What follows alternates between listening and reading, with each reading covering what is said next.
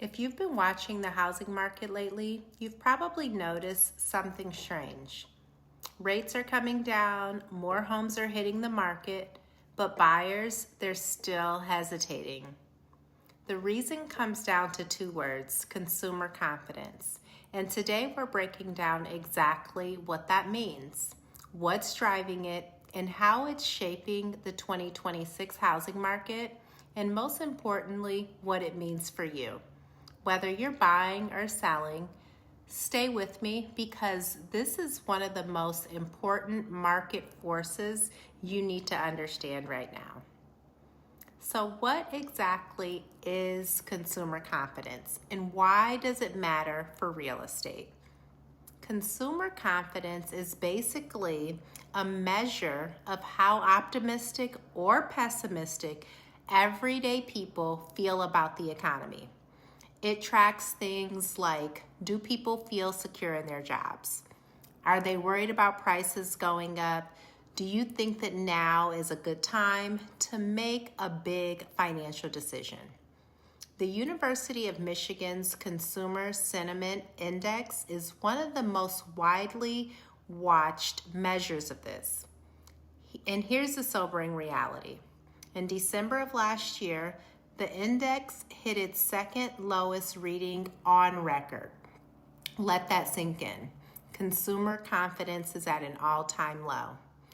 There's two key surveys, one from the University of Michigan and one from the Conference Board, that both track this nationally.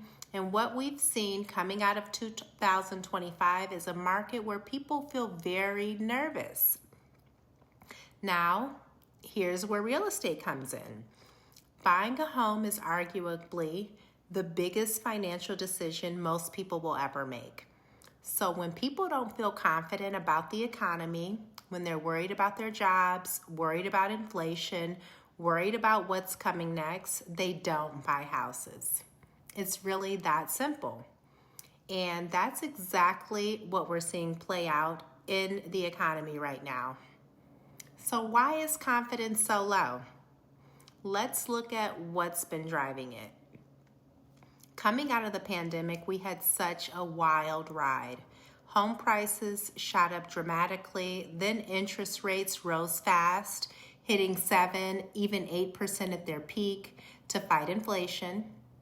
The Fed's rate cuts that we expected in 2025 came much later and in smaller doses than what the market had anticipated. On top of that, we had tariff uncertainty affecting everything from building materials to everyday goods. The job market softening. We had major layoffs at big companies creating anxiety and job insecurity. The persistence of inflation. Even as headline inflation came down, the cost of living kept creeping higher. Groceries, gas, insurance, property taxes, all significantly up. We're talking about also political uncertainty, changes in regulatory environments within politics, adding to unpredictability. And according to research firms, consumer confidence was the number one reason buyers were not purchasing homes for 4 months leading into 2026. Wasn't mortgage rates, it wasn't inventory, it was consumer confidence. And this really tells you everything you need to know about the psychological dimensions of this market.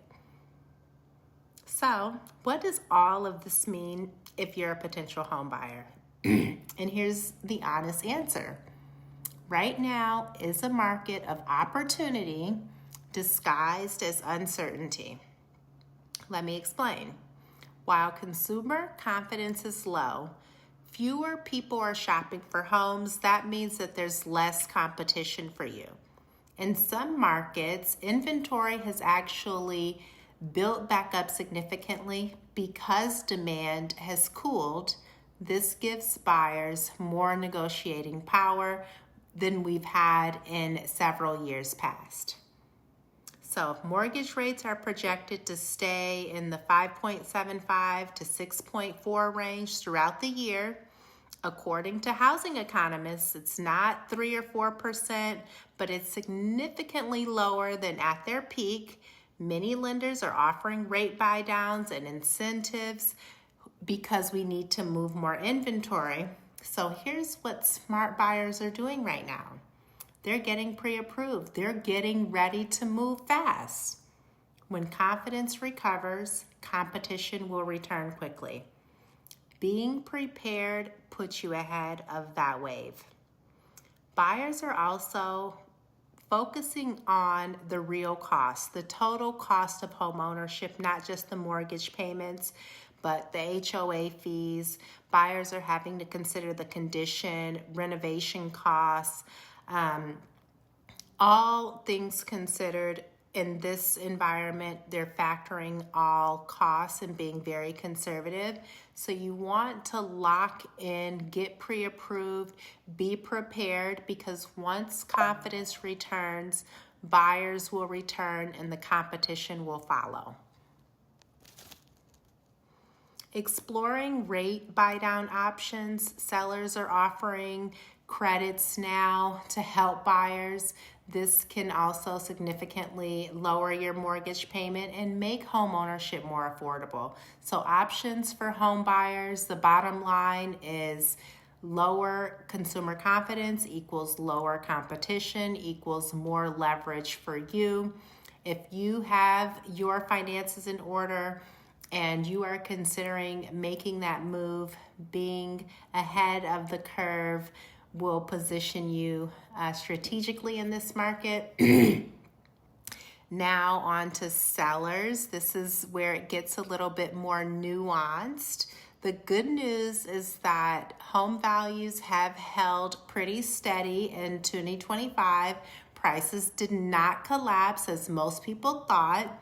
If you've bought within the recent years, you probably still have a significant amount of equity. The challenge for sellers is that buyers are much more cautious. Gone are the days when you receive 10 offers in 2 weeks. Gone are the days when buyers are waiving their contingencies, and sellers that are stuck in the old way of doing things 2020, 2021, they are not able to take advantage of the buyers in today's market.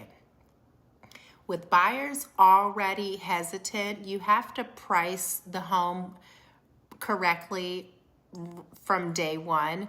A house that sits on the market just is perceived as lower value. Sellers in this market, you have to invest in the presentation. Professional photography, staging, deep cleaning, these are no longer negotiables. And then sellers consider offering, like I mentioned, concessions, offering to cover those closing costs. It costs you less usually than doing a price reduction. So these are some considerations for sellers to make if you want to be successful in this more buyer-friendly market where consumer confidence is low. You have to be patient, not passive. This is not a market to set it and forget it. So monitoring the traffic, monitoring the feedback. If you're not getting offers in 30 to 45 days, something needs to be adjusted. The pricing, the presentation, or both. The bottom line is for sellers, you can still win in this market. You just have to be strategic. The sellers who are struggling are stuck in the old mentality. The sellers who are doing well today understand today's buyer's psychology.